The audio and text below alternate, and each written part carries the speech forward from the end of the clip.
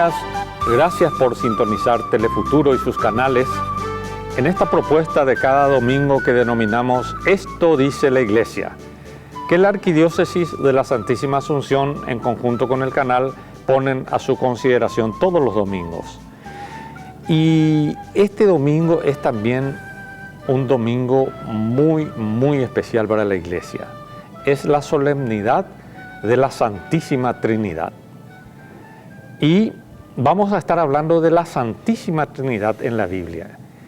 Interesantísimo ese tema porque creo que con el Padre César, no sé si alguna vez ya hemos abordado este tema entre los tantos que hemos desarrollado en el programa, la Santísima Trinidad en la Biblia.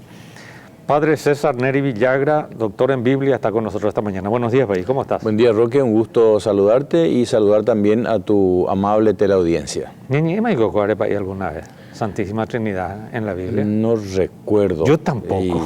No, realmente no me viene a la memoria. Tal vez sí, pero por lo menos creo que ahora lo encararemos de una manera nueva también por el contexto que estamos viviendo, de la sinodalidad, ¿verdad? Me gustó ya eso. Mira, enseguida enganchaste con una cuestión de la...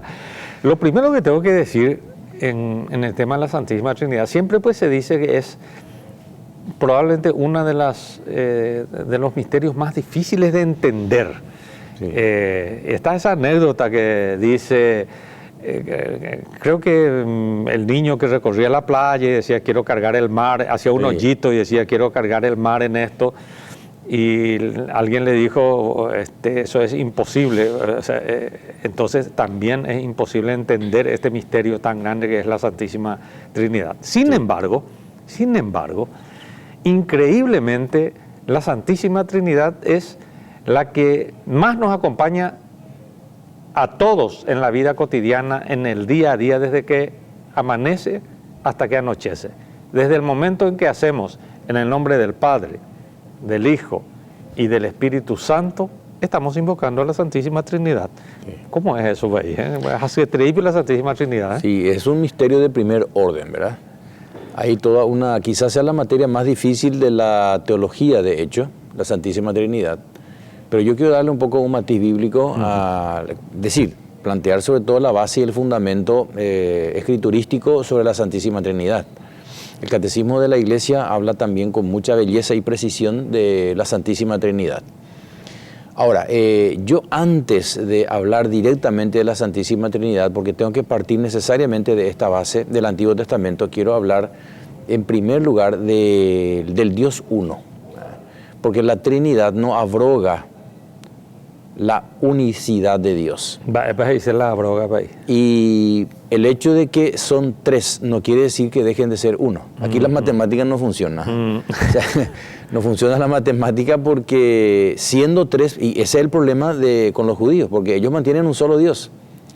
Pero Pablo justamente va a decir más adelante, un solo Dios, un solo Señor, Jesucristo, un solo bautismo, etcétera. Así se confirma la unicidad de Dios. Por eso digo no abroga, es decir, no elimina la unicidad de Dios. Y por eso quiero partir del texto de Deuteronomio, capítulo 6, versículo 4, donde habla precisamente del Shema Israel. El Shema es quizás la afirmación piadosa más, digamos, presente en la devoción de los israelitas. Capítulo 6, versículos 4 al 5, específicamente. Todo judío, todo israelita, por lo menos 3 veces al día, mirando hacia Israel, imaginariamente, tiene que repetir el Shema. En hebreo dicen ellos, Shema Israel, Adonai Elohim, Adonai Echad. Escucha Israel, el Señor nuestro Dios es uno solo. Algunos dicen también, escucha Israel, el Señor Yahvé es solo Dios Yahvé. Es decir, puede ser traducido de esa manera. Pero lo que se quiere aquí decir es la unicidad de Dios frente a la multiplicidad de dioses paganos. En el paganismo existen muchos dioses. En Asiria, en Egipto, en Babilonia, en la época, Asherá, Astarte, el dios Ra, Amón Ra, el dios Marduk, muchísimos dioses. Pero La fe hebrea dice que hay un solo Dios, por lo tanto el resto no son dioses, sino son ídolos. Entonces este único Dios personal que se revela a Abraham, que se revela a Moisés, se revela a los profetas, y así va conduciendo la historia de la salvación, es el mismo Dios que en el Nuevo Testamento se va a manifestar en la persona de Cristo y también en la persona del Espíritu Santo. Nosotros llamamos el Padre, el Hijo y el Espíritu Santo, ¿verdad? Entonces, pero siempre es el único Dios. Entonces, esta afirmación, Yahvé es único, es muy importante. ¿Por qué? Porque es una afirmación de monoteísmo. No estamos ante un politeísmo donde haya muchos dioses, sino un monoteísmo, un solo Dios. De hecho, si hay muchos dioses, no serían dioses, porque no respondería al menos a la definición de la superioridad absoluta y única de Dios. Y justamente por eso viene la consecuencia de que hay que amar a Dios sobre todas las cosas. ¿Por qué yo tengo que amar a Dios sobre todas las cosas? Porque Él es único, único e insuperable. Y entonces es origen y razón de todas las cosas. ¿Y cómo no voy a amar a lo que me dio origen y al que dio origen a todas las cosas? Es el primer sujeto del amor. De ahí se deduce, después de la escucha de Israel, amarás a tu Dios con todo tu corazón, con toda tu mente, con todas tus fuerzas. Es decir, la totalidad de la persona, del ser humano, tiene que volcarse hacia ese Dios único, irrepetible, Dios absolutamente único, totalmente otro, como dicen algunos, que es el creador de todo el universo y del género humano. Entonces, esto por un lado, por el hecho de que, digamos, viene a ser el sustrato. Los filósofos dicen el subsistente, el ser subsistente en sí mismo. Es decir, que existe por sí, no por otro. Por ejemplo, nosotros somos subsistentes por otro. Es decir, yo fui generado por mi padre y por mi madre. Las cosas vienen de otras cosas. Pero Dios no puede venir de otra cosa, de lo contrario no sería Dios. Entonces se basta a sí mismo, es increado. Por ahí va el concepto, y de hecho ya hay algunos, por decir así, antecedentes de la Santísima Trinidad en el Antiguo Testamento, como por ejemplo la figura de los tres ángeles que visitan en Mamre a Abraham, ¿verdad? También tenemos los tres ángeles, Gabriel, Rafael, Miguel, que son tres manifestaciones de Dios, porque los ángeles son manifestaciones de Dios.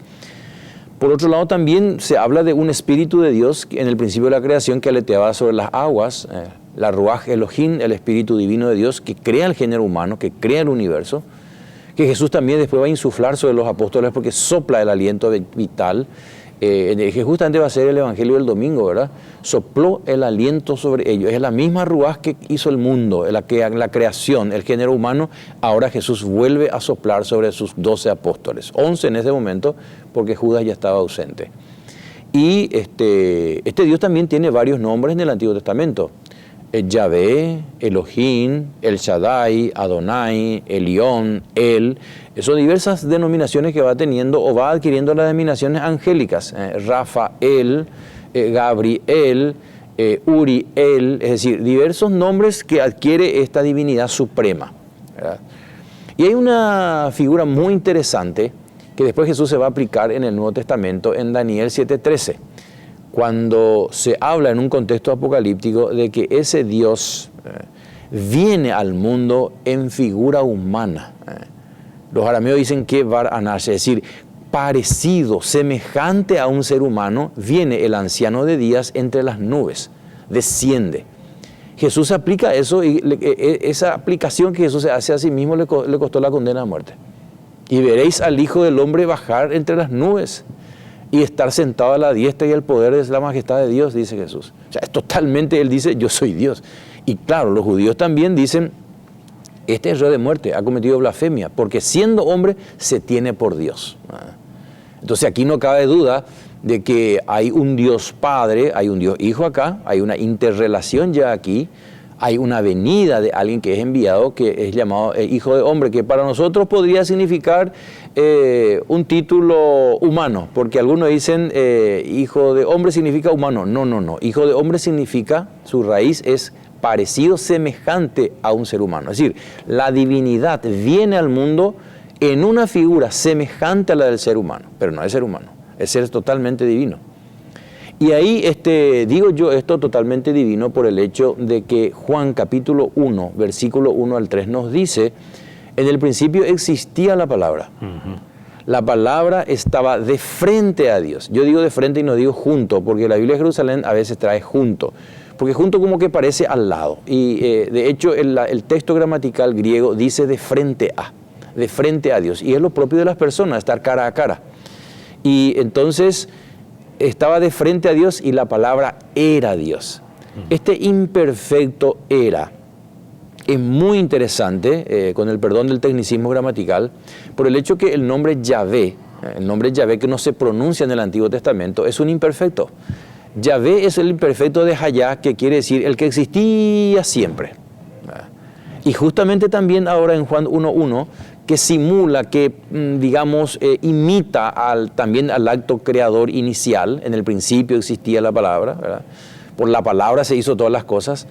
En el principio existía ese imperfecto, la palabra. La palabra era ese imperfecto, era Dios. Y la palabra estaba delante de Dios, totalmente imperfecto. ¿Esto qué quiere decir? Y el imperfecto se utiliza en la gramática griega y hebrea para indicar la eternidad. Entonces Sí, no, interesante nomás, y para aclarar lo de imperfecto, que tiene que ver con el pretérito imperfecto, ¿verdad? No, por supuesto. Estamos hablando de las conjugaciones. Exacto, Entonces, una de las modalidades de conjugar es el pretérito imperfecto. Era, existía, pretérito imperfecto. Interesante. Bueno, César, realmente es una delicia siempre escuchar el desarrollo de esta argumentación y conexiones. Nosotros vamos a ir a una breve pausa. Y después de la pausa supongo que también vamos a profundizar en los aspectos bíblicos de la Santísima Trinidad y su diálogo hoy con lo que la Iglesia es y quiere. Por eso mencionaste de entrada el tema de, vamos a hablar de la Santísima Trinidad en el contexto de la sinodalidad o de la Iglesia sinodal. Exacto. Que tiene que ver lo uno con lo otro, es la pregunta. Y vamos a la pausa y ya volvemos.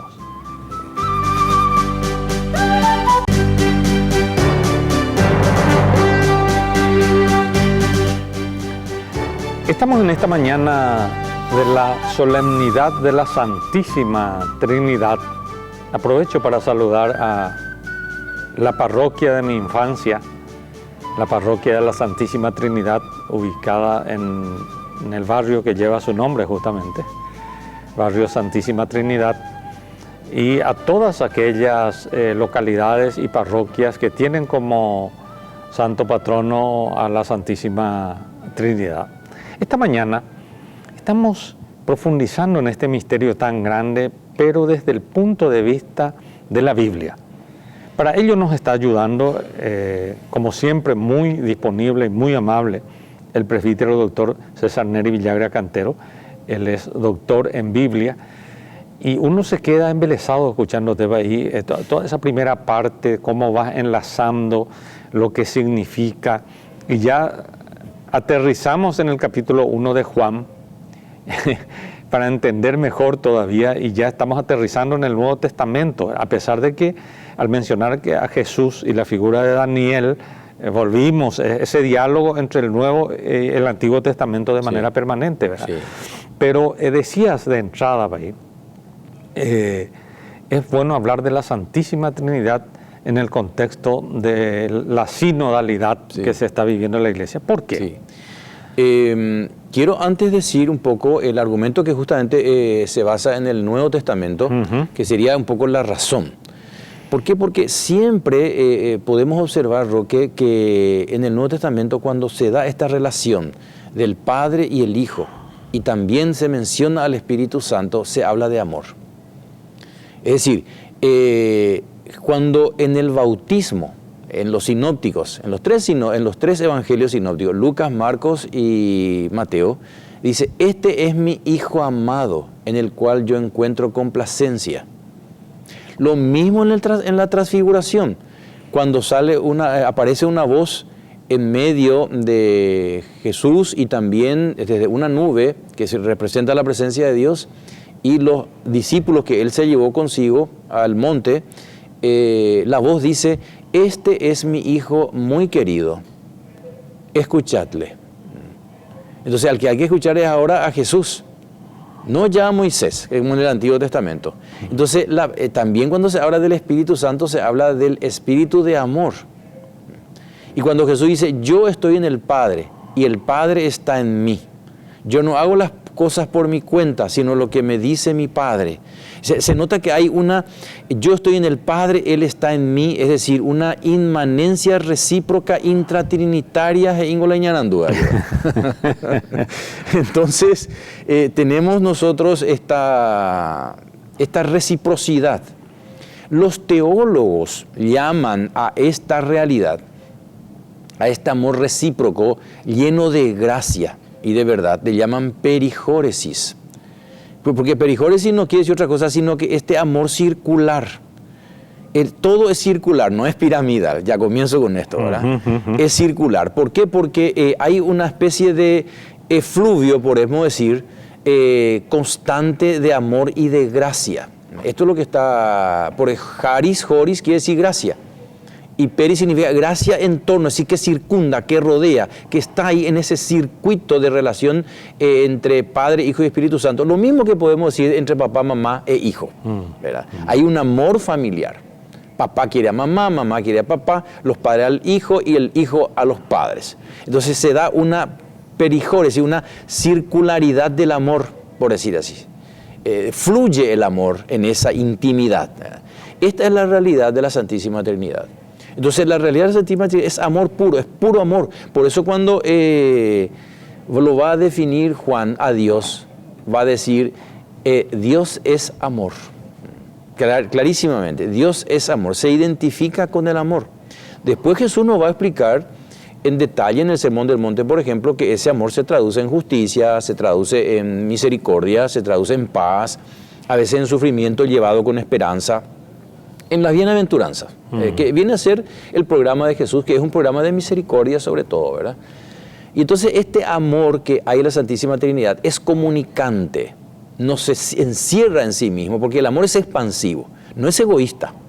Cuando Pablo nos describe justamente las características del amor, dice, el amor no es egoísta, el amor es veraz, respetuoso, se alegra en la justicia, se alegra en la verdad, nos da las características del amor. Y por lo tanto, Dios tiende a expandirse, a crear, a amar, a salvar. Esa es la lógica propia de Dios por su propia naturaleza. Dios no puede condenar. Yo hoy le decía justamente a una persona, a un alumno, Dios no condena. Nosotros nos autocondenamos cuando elegimos seguir un camino diverso al que Dios nos propone. Entonces Dios nos ama tanto que da a su propio Hijo por nosotros. Y entonces el Espíritu Santo, que es enviado del Padre y a través del Hijo es enviado, porque en Juan 14 dice claramente, en Juan 14 dice, el Espíritu que yo les voy a enviar procedente del Padre, dice Jesús. Y de hecho ocurre esto en Pentecostés. Entonces ahí actúan ya las tres divinas personas. Hemos hablado del Padre, del Hijo y del Espíritu Santo. Y aquí respondo yo a la pregunta inicial, planteada esta base, que tiene que ver con la sinodalidad. Y no solamente con la sinodalidad, pero sobre todo ahora con la sinodalidad, porque en realidad toda la sociedad tenía que estar configurada, sobre la Santísima Trinidad. El Leonardo Boff tiene una hermosa obra, un libro que se titula La Trinidad, la Sociedad y la Liberación. Desde mi punto de vista, es la obra cumbre de Leonardo Boff. No tiene ningún desperdicio. Es una obra realmente brillante de este teólogo, Leonardo Boff, que escribió sobre este tema, que para nosotros fue un texto de lectura en el seminario Santísima Trinidad, la materia Trinidad, con el padre Antonio González Dorado, me acuerdo. Entonces,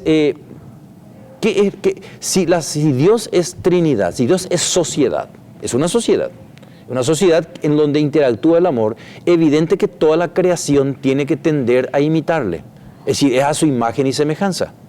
Si el ser humano es a imagen y semejanza de Dios, la sociedad es a imagen y semejanza de esa sociedad trinitaria. Por lo tanto, toda la sociedad debe configurarse a la Santísima Trinidad.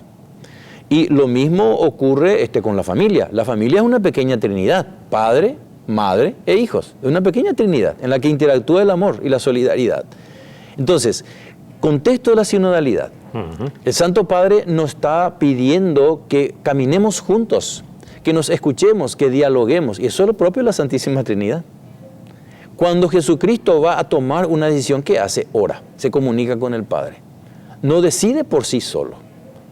No decide por sí solo, sino en comunión con el Padre, en comunión con el Espíritu de amor, ¿verdad? El Espíritu también viene sobre él.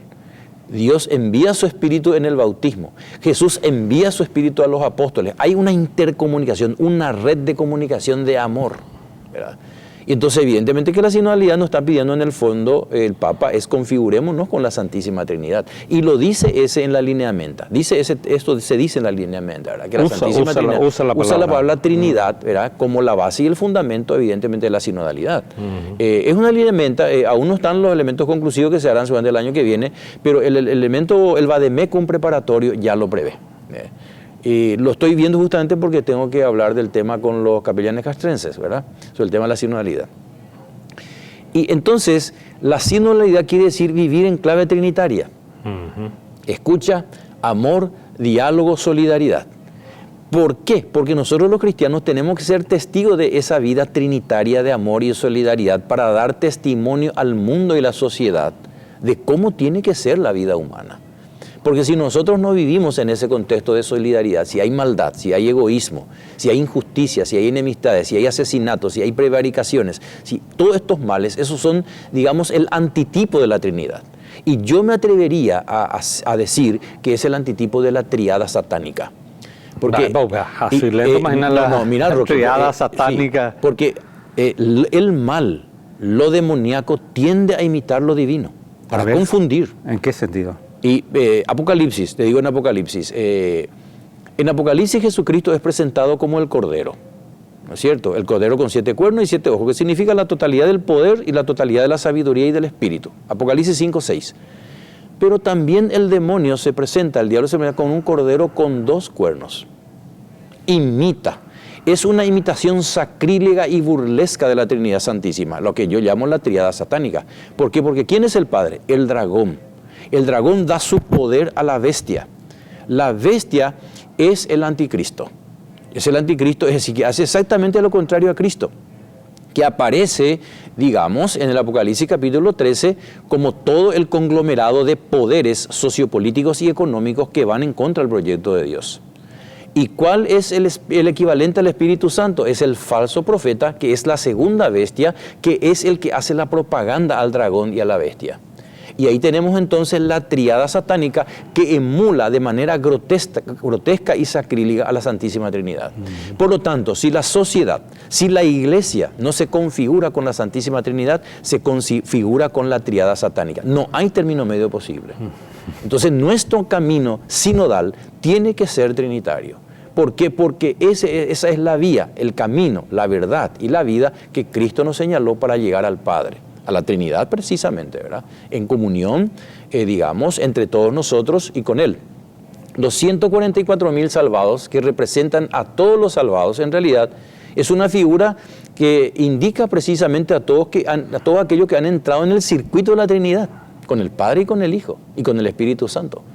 Y entonces tendrán el combate final con las tropas de la triada satánica, que será en Armagedón.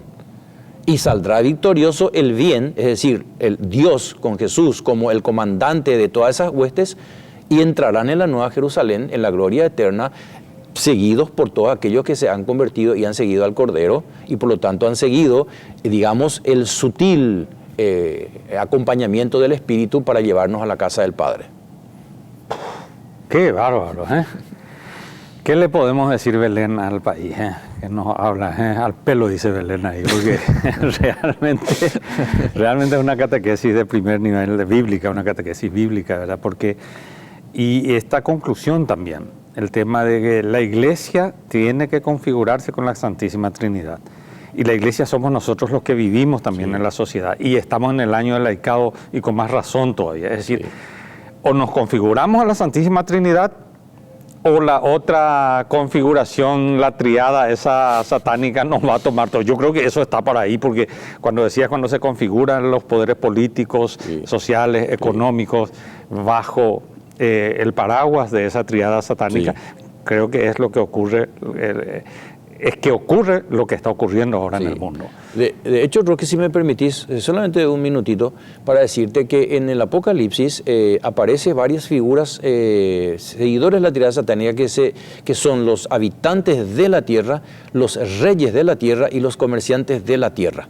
Este genitivo de pertenencia de la tierra significa que este conglomerado alternativo de poder a Dios tiende a crear un antirreino que elimina toda trascendencia y toda vinculación con Dios. ¿Por qué? Porque se instalan en la tierra y no quieren moverse de la tierra. Y entonces, ¿qué es lo único que les interesa? El dinero, el poder. Entonces matan, asesinan, trafican para llegar a este poder demoníaco. Y ante esto nosotros luchamos con las armas de Dios, con las armas del Evangelio, de la paz, de la justicia, del amor, de la caridad, para justamente, vencer a este proyecto alternativo al proyecto de Jesucristo. Muchas gracias, Padre César, por esta magistral explicación bíblica de la Santísima Trinidad. Y bueno, configurémonos a la Santísima Trinidad, que no es otra cosa que en el nombre del Padre, del Hijo y del Espíritu Santo, ¿verdad? Feliz domingo.